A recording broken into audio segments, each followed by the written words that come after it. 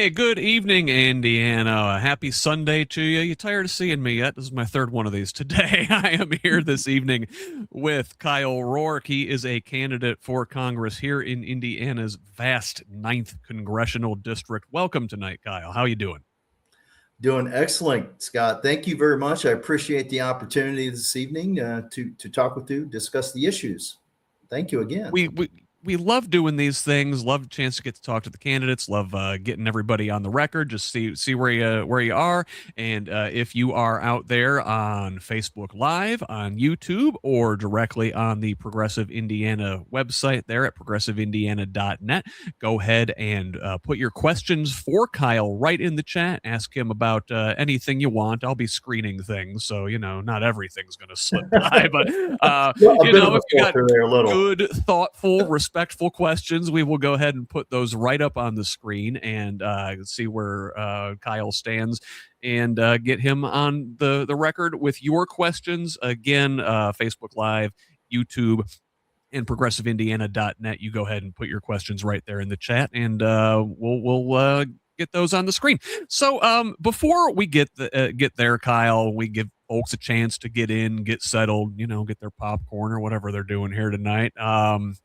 Why don't you introduce yourself and talk about your campaign for just a couple minutes here? Sure. Yeah. My name is Keil Roark. I'm a candidate for Indiana's 9th Congressional District. I am a former UAW assembly line worker. Spent about 8 years doing that. Worked at Kokomo Transmission for a few years of that 8, and then went on to Purdue University. Got my engineering degree at Purdue University, West Lafayette, and worked at multiple companies: Chrysler, Cummins, Ford, and now Rolls-Royce. And then in between there, I was a Navy Reserve officer. I did 8 years on reserve as a reserve component officer, civil engineering, and then I did 3 years on active duty doing Navy officer recruiting. So yeah, that's my background. Obviously, I'm married, 4 wonderful children, and I'm a Christian. I go to church, and I enjoy. I'm deeply worried about this country. And I'm really worried about our folks in this district not being able to pay their bills, quite frankly. A lot of financial pressure in terms of cost of living, affordability. And I'm throwing my name in the hat because I want to try to change that. I really want to try to help folks get their wages increased so they can pay their bills, right? The wages are not keeping pace with inflationary measures. I think everybody knows that. They feel it at the grocery store. And that's just one piece of it. But also, if you look at housing prices or rent prices, they're shocking, right? So threw my name in the hat and want to make some change, want to make some differences here. And I think with my UAW background, Navy officer background, and educational background, I think I'm the best candidate to do that in the 9th Congressional District. Well, very good. We appreciate you being here and joining us tonight. We appreciate you putting yourself out there, throwing your hat in the ring. It is vulnerable to ask for people's vote like this, and to go and travel our corner of the state and just ask for people to judge you, basically, right? That's right. It's a tough business, but that's okay. I've been around. Spent many years in manufacturing, automotive plants, and then as a former Navy officer, I've been around. I've seen a few things. Been trained well to handle this kind of thing, for sure. So let's go ahead and get into it. And we are still waiting on folks to go ahead and put some questions in there that we can bring up on the screen. But I'm gonna ask one to get us started. And you mentioned affordability, and that seems to be a message that Democrats are coalescing around at this point in the campaign. We got lots of months to go between now and then, but it sounds like you said affordability. So that sounds like you believe that is the right message. How do we go about achieving it? How do we go about raising wages and lowering costs, or at least raising wages to the point where they cover the increasing costs? Yeah, no, great question. So I think there's a couple avenues of approach. I think one, you have to look at the $7.25 federal minimum wage. That's the federal minimum wage, $7.25. It hasn't been changed since 2009. I think that's abhorrent, right? I mean, it's like $7.25. What? It's just unbelievable that it's that low. It really needs to reflect current reality, right? So we probably need to be at a $12 or $13 range to make that even close.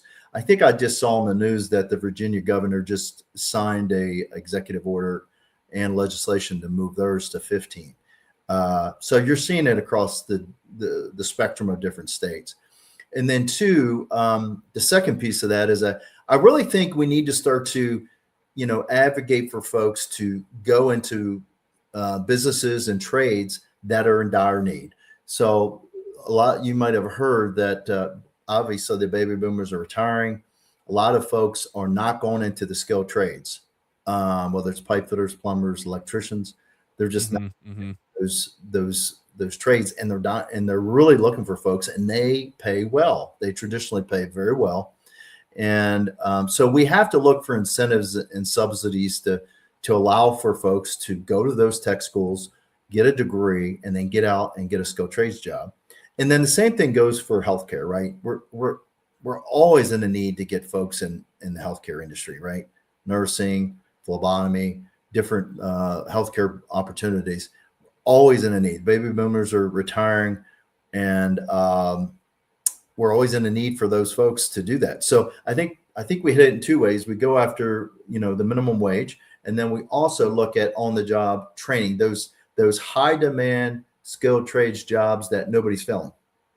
And also too, another thing is the AI, all the data centers and AI, right? Those are kind of AI proof jobs, right? Skilled trades are AI proof. They're three-dimensional jobs because they require a human to actually do the work. So that's another incentive to get into a position or a role that's kind of AI proof, right? So nurse and then medical is kind of the same way. You really need a human to do that role. We're not anywhere close to having a robot become a nurse, right?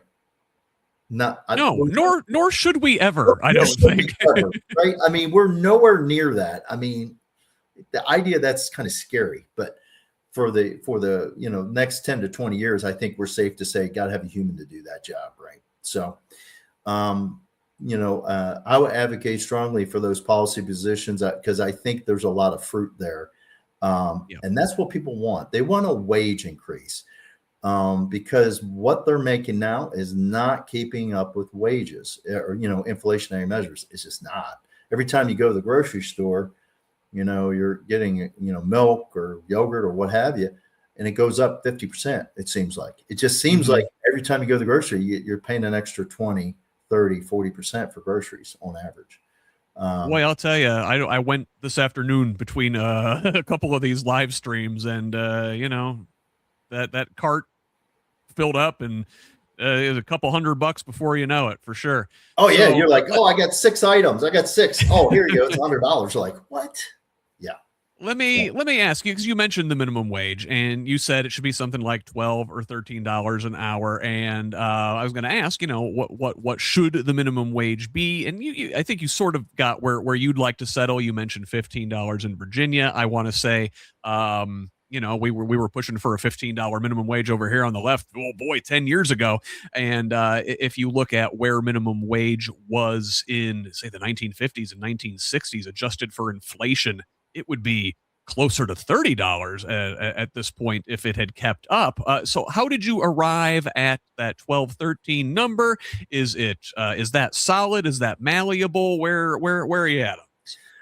I mean, it's just a typical calculation. You can go online and just do a typical 1 to 2% change year after year and get a calculation of $12 or $13 an hour.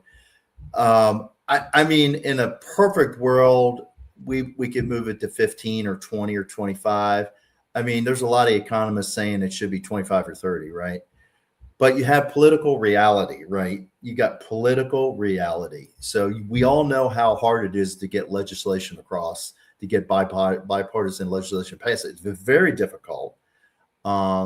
So if you advocate for 20, you might get 15, you might get 13, right? So I think at the end of the day, we'll land at 12 or 13. We'll start higher than that. So okay, because so where would you start your negotiations then? I always make fun of folks that like I say that they learned how to negotiate watching that Monty Python skit. If you know the one I'm talking about, like no, you have to haggle. I mean, to be honest, I would really have to do some research because the $15 an hour range that for Virginia is a different value than what it would be in Indiana, right? Because our average medium income family is in Indiana 70,000 a year. I don't know right off the top of my head what Virginia's medium income salary is. So my guess is a little higher. That's my guess, but I don't know. I have to find out information out. I would start at about $18 an hour and then see if we could get into the $14 or $15 an hour range. But because a lot of things have changed in the last 5 years, right? We had COVID and all the inflationary issues, all the debt we've borrowed from a macro perspective has made things more expensive, right? Everything's been more expensive ever since 2020, right? So that number is a fluid number, but I really think we're going to end up around 14 or 15 an hour.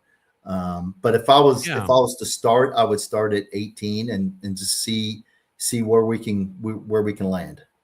Let me follow up and ask, if we get to a point where we're raising the minimum wage, should we then peg it to inflation so we don't have to keep revisiting this, so we don't have to go another oh my God, 15 plus years before folks at the bottom end of the wage scale get another raise? We just raise it automatically. Yeah, they should treat it just like Social Security, right? Where you have a cost of living index that gets adjusted for Social Security, right? I think they should treat it the same way. Because that's the problem. These numbers aren't changing over time, and everybody knows that the value, the dollarly rate changes every year, 2 to 3% on average, right? And so I would advocate for those adjustments, just like Social Security payments. All right, very good. Sorry if I interrupted there. So I want to ask. We got a question here over on YouTube. Christine asks, "How about healthcare for people?" Now, we know we were talking about affordability. One of the major things that is driving the unaffordability crisis is that people's health insurance rates are going up. The cost for procedures is going up. Drug prices keep going up and up and up and up. So how do we address that? The healthcare cost spiral that we're currently in. Well, I mean, we all know about the ACA subsidies that expired. For those folks who have ACA coverage, I would definitely advocate for reinstituting those subsidies because, folks need help, right? There's no reason why we can't, allow them those subsidies to help, minimize some of their costs. So that doesn't become an overbearing cost in their household, right? So they were talking around $1,200 to $1,300 in healthcare costs per month. That's rivaling, rental prices, right? Rent for one bedroom apartment or mortgage in some cases, assuming you got a low interest mortgage. So healthcare is becoming a major and has been for some time, but I would advocate for, reinstituting those ACA policies, subsidies back in. I think it's a good win. And I think the Democrats did the right thing by advocating for those. Of course, it didn't, we had a shutdown because of it. And the Republicans said they'd take it up, and they took it up and they didn't reinstate those. So, oh, go figure. The Republicans didn't hold their word. Who would have thunk it? So let me follow up then and ask. So here's one other thing. Yeah, go ahead. Now I have a healthcare policy, and my work, well, not just my work, but many of the companies I've worked for, they give you healthcare credits. So if you go to the doctor, if you go to the dentist once a year, twice a year, right? You get your health, you get your heart checked, you have your blood work, you know, you do all the basic checks you're supposed to do, right? You exercise, all these different things that are good for you, right? You get a credit. So a credit, maybe $500 or $1,000 towards your healthcare bill. I think those are really excellent policies because that encourage people to establish positive, healthy habits.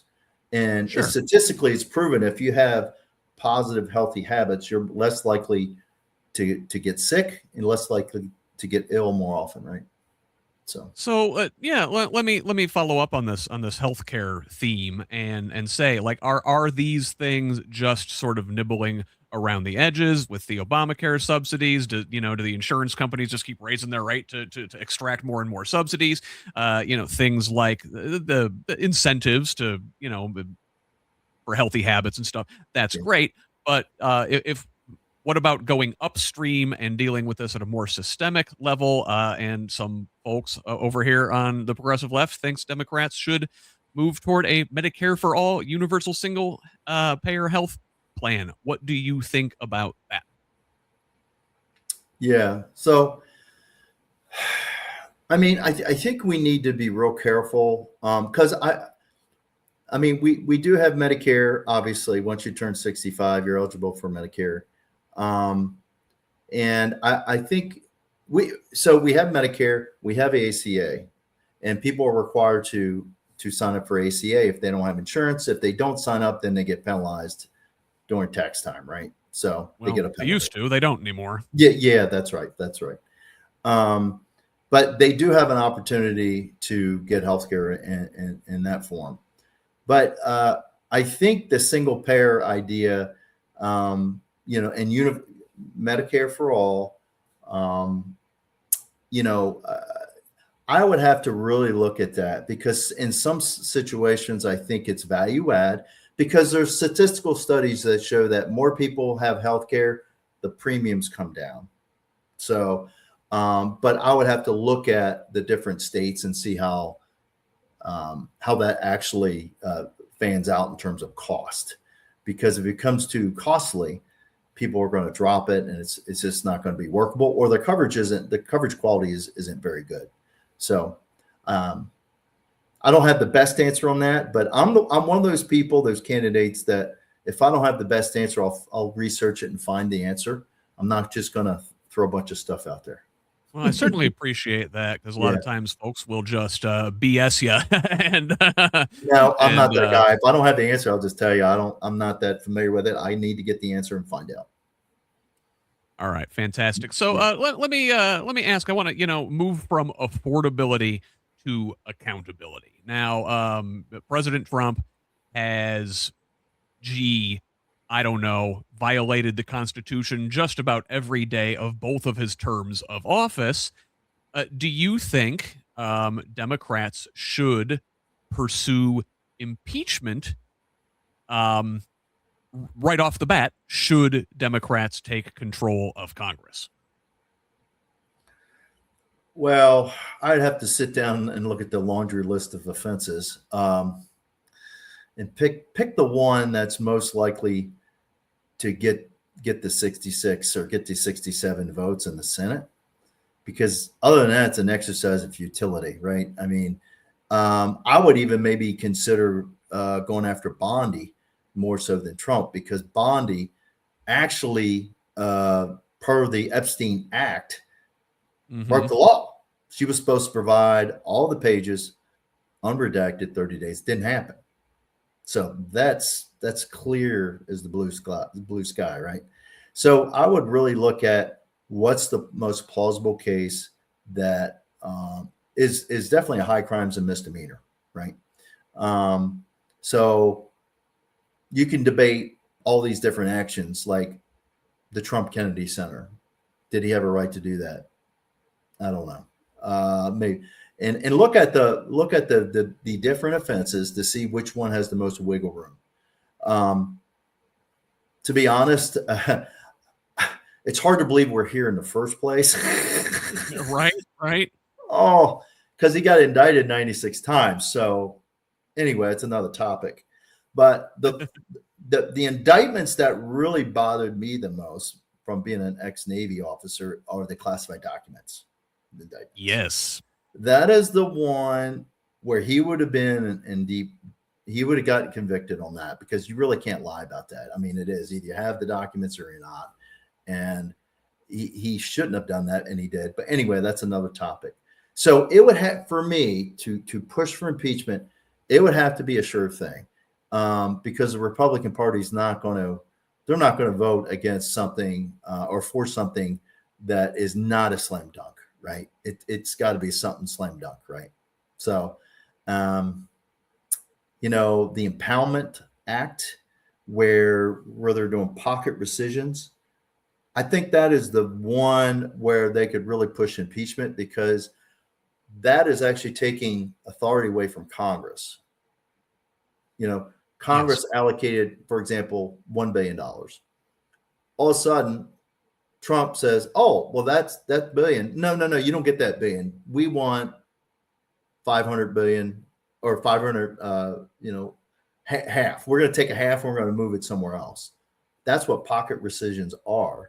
And so I think that is the clearest path to impeach him and getting convicted, because that's clear you're truly taking congressional authority out of the hands of Congress. Right. And, well, you know, so you're rattling off various crimes and misdemeanors. The whole thing, like, you know, pick one. Pick the worst one. The fact that we're here, it really says something to the time that we're in. And, that's right. It's amazing that we can't get an impeachment for in the first term when he just flagrantly violated the law every day, and now it's even worse. Yeah, and then also the indictments, right, going after the political enemies. I mean, just praise the Lord that we have the grand jury system. You know, the grand jury system's really saved us, and most people don't realize that. But that's the founding fathers left us a gift there. So it's basically a jury of our peers that look at, should we indict somebody or not, and apparently they're putting all kinds of people together, and they're like, nope, no indictment. Nope. This is an exercise in futility. You're wasting our time. So I want to on the courts. You know, you mentioned that our founding fathers left us a gift in the way they designed our system. And one of the things that they designed into the system is that Congress gets to determine the composition of the Supreme Court, including the size of the Supreme Court. Now, our current justices, we've got a couple at least who are openly, flagrantly corrupt. Some of the other ones have been appointed through political shenanigans and trickery. And they've done things like given Trump immunity for illegal acts he committed during the course of his official duties. So I guess, and they've stymied many things that have gone through Congress, saying they're unconstitutional, even though it seems to be what people want. So to that end, would you support efforts to expand the size of the Supreme Court? Well, Roosevelt tried to do it during his administration, the court packing. I think he tried to add, it wasn't 11. I think it was 13. That he tried to do it by age of the justices and add one for every justice who was over a certain age. It was kind of a wonky way to do things. I think like the most common proposal I see now is to match the number of Supreme Court seats to the number of federal court benches, and it's 13. There are 13 federal court districts that has not grown since the 9 that it used to be. Would you support 13? I see Elie Mystal, a judicial writer for The Nation, says 99, or we should have like a rotating cast of federal court judges that get, they come on to the Supreme Court and then they go back down. They come on, they go back down. there are various proposals. Do you support any of them? You want to keep things status quo? Other idea? Well, I try to take the long view here, right? So, say a Democrat gets in 2028, he'll be there, he or she will be there 4 years, maybe 8 years. And then there'll be another Republican independent, maybe. Do we really want to go down the path where every administration is trying to add 2 or 3 or 4 more justices? I mean, we have to be really careful about messing with our institutions in terms of changing the structure, because that could really undermine our democracy and our institutions. We have to be very careful. So as of right now, I would, I'd advocate for just status quo for right now. Just stick it at 9 because of the long-term view. We don't know what the future holds, and I hate to make a guess as to what could possibly happen if we added 2. And then next time, Democrat comes in, we add 2. Republican comes in, they add 2. Right? We can get a snowball effect. But in terms of corruption and certain justices not adhering to the appropriate ethics, they should be impeached, and they can be impeached. They have been impeached in the past. So I think the latest one was like in the 1920s. There was a chief justice, or one of the justices was accused of ethics and impeached. I think he ultimately got away. Yeah, and then I believe they threatened one of the justices with impeachment in the late 60s or early 70s. Yeah, and he wound up resigning instead of going through with the thing. Yeah. So, but I think a lot of it right now is because the Republicans control Congress and the executive, so the investigative body's not there. So if the Democrats take control, then we potentially have an investigative body back, and we can investigate potentially a chief justice wrongdoing, and potentially go after impeachment for that justice. Yeah. You mentioned FDR and his court packing gambit in the 1930s. No, that didn't work out, but regardless, I'm a big FDR guy, big fan. Okay. Who is your favorite, or who do you think was the best U.S. president of the 20th century? I want to limit it to that because everybody says if you ask their, the best U.S. president, it's like, oh, okay, Lincoln or Washington. Well, yeah, that's easy. That's a cop out. Let's limit ourselves to the 20th century there. Who was the best of that era? I would have to say John F. Kennedy. He was truly an inspirational. Obviously, his tenure was cut short with an assassination, but truly an inspirational president. I think he still to this day has the highest popularity rating, like 80%, something way up there. And due to his tenure being cut short, he wasn't able to get too much done, right? So in terms of popularity, inspiration, and making the country feel like, oh, we're going to go to the moon, right? We're going to design a space shuttle and we're going to land on Mars in 10 years, right? Truly aspiring. But in terms of the most pragmatic, the president in my mind who got stuff done, that has to be LBJ. LBJ was very cantankerous and a little hard to deal with. Yes, but he was. Boy, he got results. Civil Rights Act, Medicare, Medicaid, you name it. Oh, he got a lot done. If you look at all of the legislation he pushed through. Now, of course, at that particular time, I think the Democrats controlled everything. The Democratic Party, we controlled everything. Yes, they did. House, Senate, executive, right? So it's easy to get a lot done when you run the show. Well, Democrats, that was the New Deal era. That was the Great Society era. And Democrats controlled things. I think, well, it was my opinion that they controlled things because they went to bat for the working class. They supported labor. They got things done for the people. The opinion of Democrats has certainly soured since that time. Now, last week, a New York Times focus group made a lot of news when every person, all Democrats, every person in this focus group had unkind things to say about the party.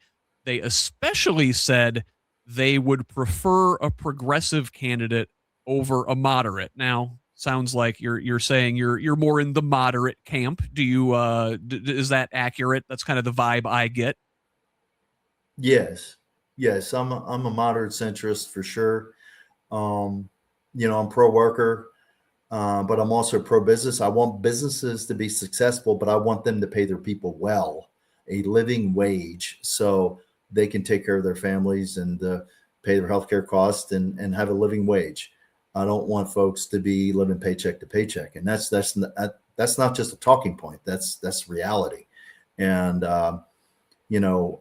so from an economic perspective, and of course I'm pro union too. I was in the UAW. If you're 8+ years, I am truly blessed because back in the 90s, I made really good money as a line worker, and I chose to save those dollars and put myself through college. Between myself and the union tuition benefits, I was able to put myself through school and at Purdue. And if I wouldn't have had that good paying union job, I don't think couldn't have been successful in that area.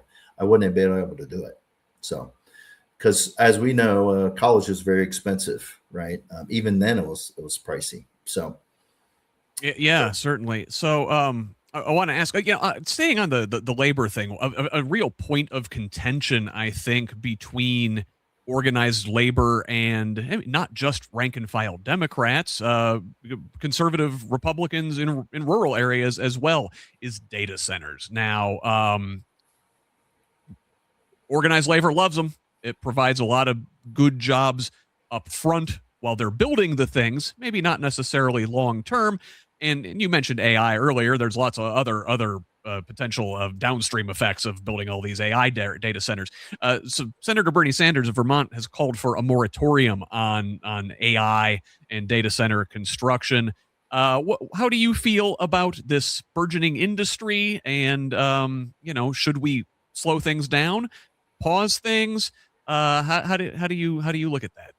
well, I mean, the good news is a lot of the counties in southern Indiana are taking taking matters into their own hands. Um, I was just at Dearborn County the other night, and they're working with their county commissioners and potentially putting out a moratorium for their county. Now, other counties actually have a moratorium.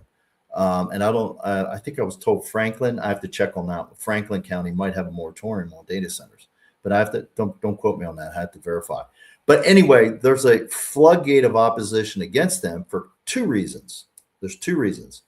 One, they're not providing, they're requiring land development and folks who are doing the abatements from a real estate perspective, they're requiring NDAs.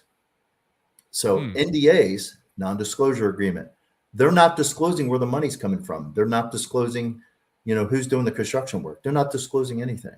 So that's not going to work.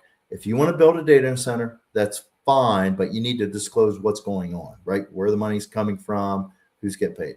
The second thing is what is the value proposition? And when I say that, I mean, what is the value proposition for that community, right? Are they getting tax revenues for the next 5 years? Are they getting tax revenues for the next 10 years? Is it 2% of the land development costs they're going to get, right? Just like oil subsidies in Alaska, right? If you're going to drill oil in my backyard, okay, well, you need to pay me 3% of the royalties or of the revenues once a year, right? Data centers need to do the same thing. So if you're going to build a data center in my backyard, you need to pay the community. And so that's what's not happening, those two things. And that's why you're getting a major political pushback across southern Indiana in some of the counties, starting to push for moratoriums. Yeah. Well, another thing with the AI and automation in general is that they cost jobs. White collar jobs with the AI. If you go back to automation of the heavy industry, over the last 50 years, taking blue collar jobs, and all that's left is like service sector jobs for the most part. All of the value from automating these jobs away has gone to the top, to the 1%. I want to say it's something like $79 trillion has been funneled upward since 1980. Oh How do yeah. we put that money back to work for the people? And to that end, would you support a wealth tax on billionaires above a certain net worth? Can I go back to the AI part? Just one thing I want to add to that. Absolutely. Yeah, yeah. So the third part, I mentioned the two, NDAs, value proposition for the community. But the third part is we have to be really careful. And I'm going to explain why. Because the Chinese government and other countries are building AI at rapid pace, right? So from a defense perspective, we have to be really careful that we have innovation, because that innovation could lead to defense technologies that'll protect us, right?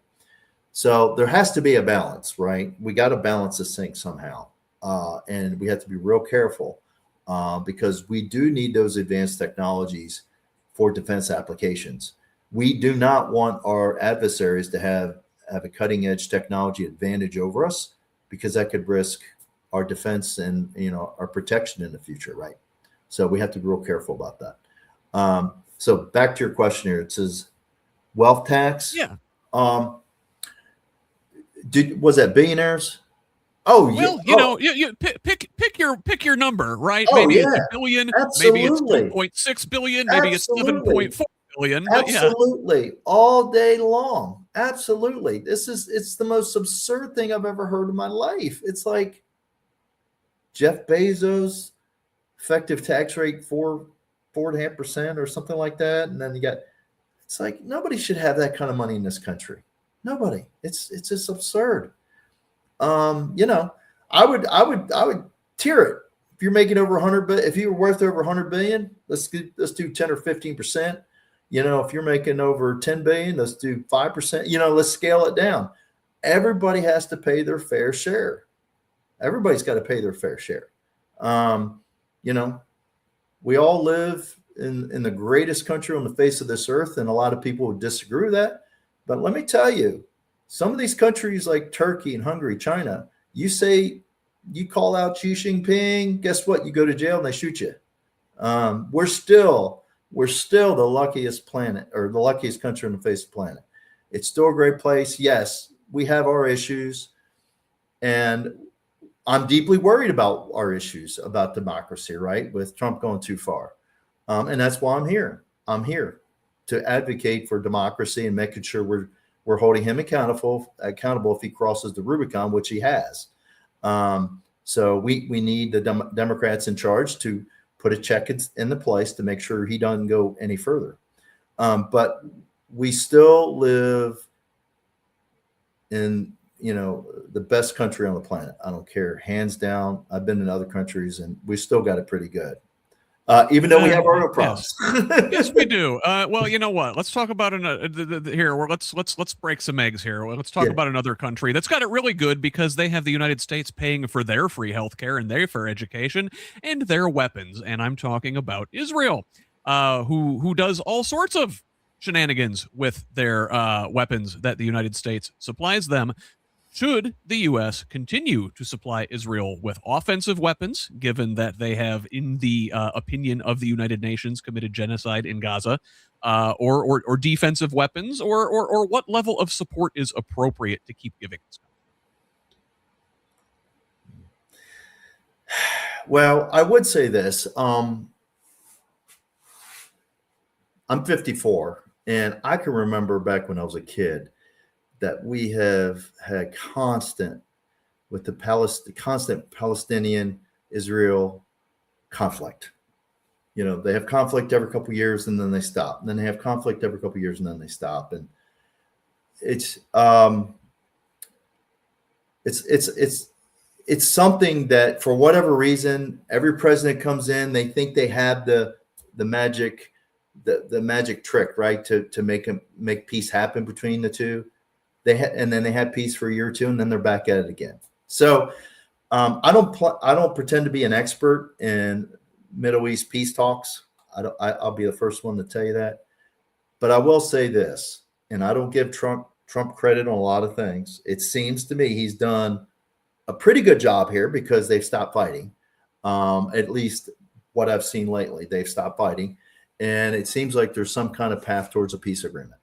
And so I have to give him a little credit for that. I know it's hard sometimes it's hard to give him credit, but he has done some things right on that. I think that's a good thing that they've stopped fighting and they're working on a peace agreement. Now, whether we should continue to supply Israel with offensive weapons, I don't really have a comment on that because, if you continue to provide offensive weapons to a country where you're trying to broker a peace agreement, that's going to undermine the peace negotiations, because the other country is the Palestinians are going to get offended. They're like, wait a minute, you're supplying them offensive weapons. What about us? Right. And next, they'll go back into conflict because it doesn't add value in the peace negotiations when you're adding one party, you're providing aid to one party and not the other. Yeah. Let me ask, I've got a follow up here from the chat. Ray asks if you accept money from AIPAC, and I guess I will fatten that question up and ask not just do you, but would you accept money from AIPAC or associated Israel related lobbyists? AIPAC uses a lot of shell organizations to kind of obscure where the money's really coming from. Oh, would you accept that or reject that money? No. Yeah, I would reject that money. If I don't know where the money's coming from and they're not very familiar with a union and what my goals are from a campaign perspective, then I'm not even going to consider doing anything like that. If a PAC wants to support my candidacy based off my aligned positions of affordability, tech training, advocating for no stock trade for the congressional folks who are trading stocks with insider information, I would say no to that. Okay, and well, let me expand that scope. You mentioned certain PACs, and anybody could start any kind of political action committee for just about anything. So you can't. So folks could say, "Well, I won't accept any PAC money." Well, that doesn't mean much of anything. But would you accept corporate PAC money? I would have to see. I can't answer that right now because I don't know. It depends. It depends. There's a lot of corporations that are nonprofit that are just trying to support unions. For example, let's say, for example, we have Dearborn County and they want to build a data center. Okay, great. And they're going to provide they're going to have full transparency. They're going to have full value proposition. And then, oh, by the way, another terms and conditions are we require they use union labor on the job. So a company that's supporting that activity, that's going to supply jobs for Southern Indiana and supports jobs and wage growth, then potentially yes. But if they're not going to support the worker and helping support wage growth and affordability issues with our constituents, then I would not. All right. So let me change gears a little bit and ask about something that has been a very contentious issue over the last several months, especially with the ramp up of these ICE raids in Minnesota. We're currently under a partial government shutdown of the Department of Homeland Security because Democrats in Congress are holding out for more stringent regulations of agents in ICE and Department of Homeland Security more broadly. On the Democratic side, there's a bit of a issue over the phrase "abolish ICE." Where do you come down? Should this organization be continued to exist in its current form? Can it be reformed? What say you? So, yeah, we all remember 9/11. I do remember that like it was yesterday. The intent of the 9/11 Commission was to set up, develop Department of DHS and ICE and all those organizations. And I do not agree with abolishing ICE. I think what's happening is they're being mismanaged at multiple levels. They're not acting like a normal police law enforcement organization. They're acting more like a paramilitary organization, and that's not correct. And so that's part of the problem. So there's like 3 or 4 problems. One, when they go to do a search, apparently there's no judicial signed warrant. Okay, step one. Two, they're not clearly identified. They have masks on, but there's doxing. And honestly, I'm gonna get real with you real quick. If you're going to step into an ICE role, either FBI, DEA, ICE, everybody takes a chance when they step in these law enforcement roles. So you have to take the mask off and you have to clearly identify yourself. They're not doing that right now. And that's, you can't pull people over with a mask on because you don't know who they are. They don't know, you don't know if they're trying to harm you or your family, right? So that's one of the problems. And then the second thing or the third thing is they're not, the state and federal authorities aren't working closely together. And that is the problem, because since they don't work closely together, you have this tinderbox situation, specifically up there in Minneapolis. And that's basically what happened, right? You have ICE doing law enforcement, plus you have them doing protest management. And that's just a recipe for a disaster. And that's what happened. So we need to get back to local law enforcement and federal authorities working together like they always have. I spent 11 years in the Navy, 3 of it on Navy recruiting.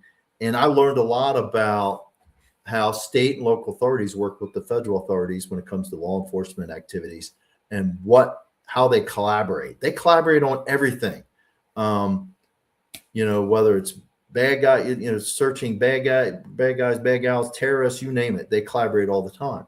And it needs to continue that way. Now, why we have certain cities that don't want to cooperate is beyond me. They should just cooperate. Let them go in and get the bad folks who are wanted, who are illegal, and arrest them and let them go through the due process and take them to court and make sure they get their due process rights. And that's the process. We can't let folks come into this country and not know where they came from. That's a recipe for disaster. We had 9/11, right? We all remember that. We cannot have that repeat again. And so we have to be really strict on, making sure we have border security, making sure ICE has the tools to do its job.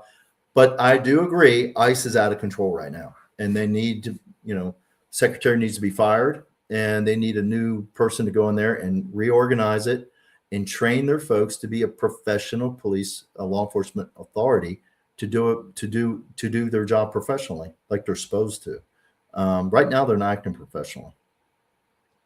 So, in addition to this disagreement that folks within the Democratic Party have over ICE, I think another.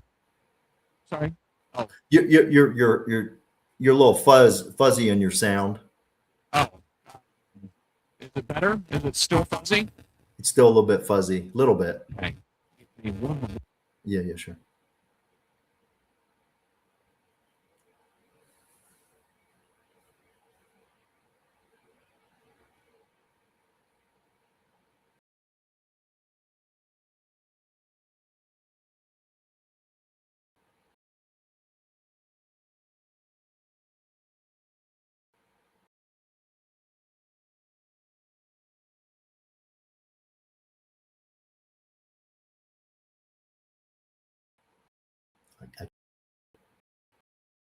Mute. Yeah. Funny. I don't know why these things happen sometimes. They just, Okay. Not a problem. Anyway, what I was going to ask is, ICE is a thing that divides Democrats, whether it can be reformed or not. Another thing that Democrats have sort of been divided on is how much support they should give the transgender community. And I want to ask where you stand on that. Should transgender individuals be able to update their government-issued IDs to match their gender expression? So when we say government IDs, are we talking about like if you're a GS employee, a government employee, or Driver's license, birth oh certificate. oh yeah. Um, I'm a true believer. Listen, I mean, if you were born a male, you should. The reality is you need to be identified as a male. If you were born a female, you need to be identified as a female on your ID. Now, that's the reference point. People need to know when they look at your ID how you were born as this, and this is how you are now, and that's fair. I support LGBTQ, and they have a right to be happy like everybody else. But when it comes to the ID specifically, I would advocate that if you're born a male, you have males indicated on your licenses and IDs. If you're born a female, a female is indicated on those licenses as well as IDs. Yep. You need a reference I point, guess. right? You need a reference point. You can't, it's kind of like getting an alias, right? What was your birth name? And then my new name is something different, right? You have to have an origination, right? You started as a different sex, right? And then you just have to have a basis for that. I would follow up and say that folks in the transgender community say that this puts them in danger if their visible expression doesn't match what the thing on their license say. That could put them in danger with law enforcement, or in using a restroom. Are we going to be checking people's pants? How do we do that? So in my view, if you're born a male, you should be using, okay, if you're born a male and you dress up as a woman, you should be using a male stall. If you're born a female and you dress up as a male, you should be using a female stall. That's just my view. It's a kind of a traditional view about things, because you have to have a reference point. You have to have the standard, hey, here was my sex. Here's how I was born. I'm stuck with using that stall the way I was born. Right. And I'm just going to be honest with you. I could never be, comfortable, as a father of four. I got three daughters. If my daughter's in a restroom, and here comes a basically a woman, but is actually a male in that same room. I couldn't be comfortable with that. I'd rather, if you're a male born as a male, you go in the male restroom. If you're born as a female, you go to the restroom in a female restroom. No matter what. That could certainly cause some issues going the other way, because I've seen some pretty masculine looking trans men that you would not want to send into the women's room. That's for right. Their safety or anybody else's. So, I guess let me shift gears here. We've only got. I know that's just how I feel. It's a folks, traditional view on things, and and that's just the way I feel about it. So. Yep. For folks who are still out there watching, we do have only a few minutes left, so we've maybe got time for a couple more questions there if you want to get something in before we have to wrap things up with Keil here tonight. I asked about what kind of president you admired in the 20th century earlier. Let's bring things into the current era, and you're trying to become a member of Congress. What current member of Congress most closely aligns with your political outlook? Like, if you were going to say, oh, I'm like that person, who would it be? I would have to say, I mean, it used to be probably Joe Manchin, but he's gone now. He's an independent. But it's probably more so now John Fetterman. I'm probably more of a John Fetterman type. Him and Andy Bashir. Andy Bashir, probably those two. Of course, Bashir's a governor, but not a congressman. But I see where you're coming from there. Moderate. Yeah, pretty moderate. In the middle, have some centrist traditional views, and that's okay. There's nothing wrong with that. Yeah, that's kind of where I'm at. All right. Well, very good. So I'll tell you what, we've only got about 5 minutes left here, Kyle, and not getting folks asking those last couple questions here in the chat. I wanted to give you a chance to sort of take us home and give us the closing pitch, if you will. Sure. Yeah. And yeah. So yeah, Scott, yeah, once again, appreciate the opportunity today and this evening to just talk about the policy positions. I truly believe in my heart, I'm definitely the best candidate to get through the primary as well as the general. I'm definitely, and a lot of folks at IU would probably not like it when I say that, but I'm definitely the Signetti of the group. I'm the guy who can get us, can change the perspective, can get us that crossover appeal, that independent, that disenfranchised Republican. I'm the guy to get those votes. And in the 9th congressional district, we need 20 to 30% of those votes to be successful in the general.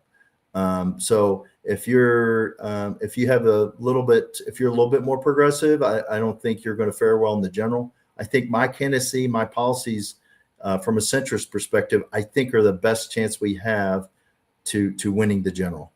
In my eyes, on the general, not so much the primary. Of course, if I don't make it through the primary, I'm not going anywhere. But I'm the guy in the race who's going to change things up, and I'm the most likely guy to, if I run against Aaron, I'm the guy who can definitely win, because I have that crossover appeal. I have that those policy positions that could potentially attract that disenfranchised Republican and disenfranchised MAGA who are just fed up because of my pro-worker stance and wages and such. Yeah, look forward to the race. I appreciate this opportunity this evening, and look forward to chatting with you again sometime soon. Appreciate the time. Yeah, well, hey, I'll tell you what. If folks like the message that they hear from you tonight, where can they go find out more information about you, your campaign? If they want to volunteer, donate, I'm sure there's a place where they can go to do that. Yes. So here's my so right here's the QR code right there. You click on that QR code. Andy. Yeah.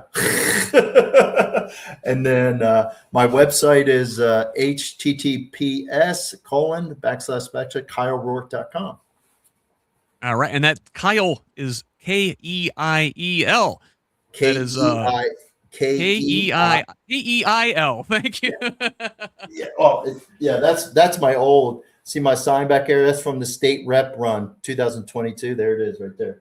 Yeah. So. Very good. Well, I'll tell you what, I appreciate you being here with us tonight, Keil, and getting on the record and telling us where you're at on these positions that matter to folks, matter to Hoosiers here in the 9th district. Next week, we're doing another one of these. I will have one of Keil's opponents, Brad Meyer, back for another virtual town hall here. We're going to hear from him. Maybe we'll ask him some of the same questions. I've shared the that event space on YouTube and Facebook, so you can start queuing up questions for Brad at any point, and we'll get him on the record here too. But for now, Keil, thank you for joining us here tonight. It has been a pleasure, and thank you there in the chat for asking your thoughtful questions, and thank you for your comments. Thank you, folks who are not here with us currently live, for listening or watching later. We appreciate it. Hey, check your voter registration. Make sure you're registered to vote. Make sure you didn't get purged. Whoever you vote for, make sure you come out on May 5th and vote in the Democratic primary so you don't wind up getting screwed later on for pulling a Republican ballot. That's right. Absolutely. Yeah. Everybody, make sure you vote May 5th. Absolutely. Got to vote May 5th. And if you want to follow me on Facebook or Instagram, I'm on there, and I appreciate you follow me.